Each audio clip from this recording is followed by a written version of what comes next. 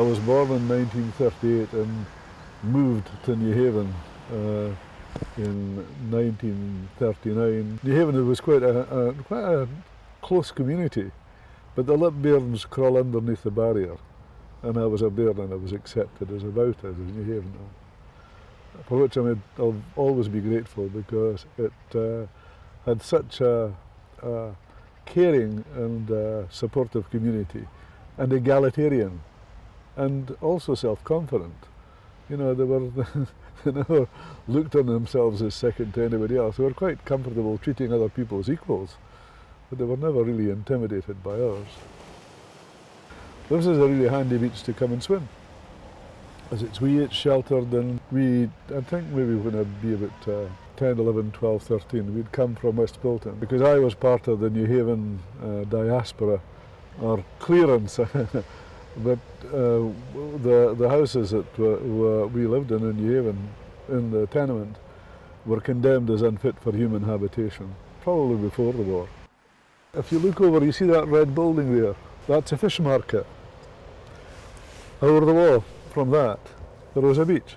So we always had access to the sea and the excitement and sometimes danger of being around about the harbour. When the fishing boats came in and they were lifting the baskets off the boat, fish would spill off the edges, and the bairns were allowed to collect them. So we were fed. We wouldn't starve, because you'd always get fish coming and you were allowed to pick them up. And mostly it was herring, but occasionally you get flounders and stuff like that, and the men let you take it.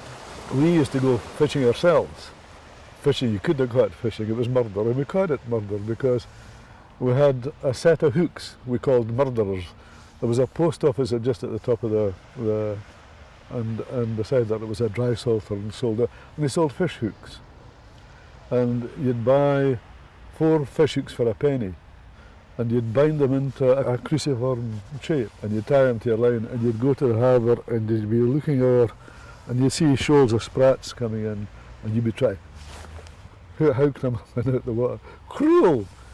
And you'd see eels there as well, and that's what we'd see in the harbour. Spring tides in New Haven, you'd go looking for lobster in Partons, you know, you could get them. And what you had was a cleek, which was a long bit of really rigid wire, and you'd hook under rocks for whatever you could hook out. But we did see seals at the foot of the Gypsy Brae, lots of, you know, often. I'm sure there were harbour seals, big grey seals, and you'd see them looking up at you and you looking down at them. From over there was a wall that you'd look over and you'd see it. But I liked seeing the herring gulls, and I think that the nicest bird to watch was the terns. And I can remember they must have been roseate terns, because they had pink breasts. They were so bonny and so nimble and agile in the air. They were such a pleasure to watch. Royston Beach was where we'd go swimming there.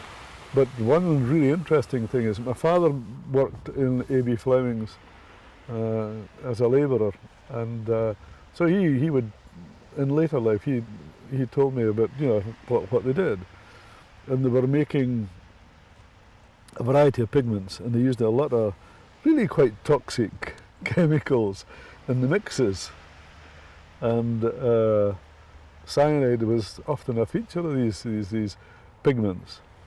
And I can remember at Royston Beach, the shore was littered with squid of all shapes and size, but there were hundreds, if not thousands, of the squid scattered there. And that, I think, would be because they've been poisoned by the outflow from A.B. Fleming's, which is just to the west and where the current flows. It was astonishing to see creatures we'd never seen before. This was a place for a family beach. Where we'd go to was Silver Knowes. That was a family beach that we'd go to from West Pilton. And yeah, we'd go and have picnics here sometimes for a day. We were a big family, you know, there were 6 of us really. And we'd come with other people as well, you know, so we'd go if it was a stair or a weird community. Sometimes you walk through maybe a foot of mud before your feet hit the sand. But not just muddy, there was emulsified paper in it. We didn't realise that was toilet paper, because there was a a pipe that was supposed to carry the water. You can see it, you know, on beyond the Cramond Island, and let it dump there. But of course, it was broken. So you'd have this effluent, really effluent. I could stand at the foot of the Fishy Park and look out over the Forth, over here, and I'd see the woods climbing up over Fife, you know, over the crest of the hill. I could look, and at night times, when it was becoming twilight, you'd look down the Forth and you'd see the lighthouses, and it just was. You felt you were looking on a doorway to, you know, a much wider world. In New Haven, we had space. We had lots of space. Look at that! Look at that! I mean, these houses are on the water we swam in, and the foreshore we played on. When you're young, everything's an adventure, but our hearts always lay in New Haven because of that nurturing, egalitarian, and socially supportive environment that we had then.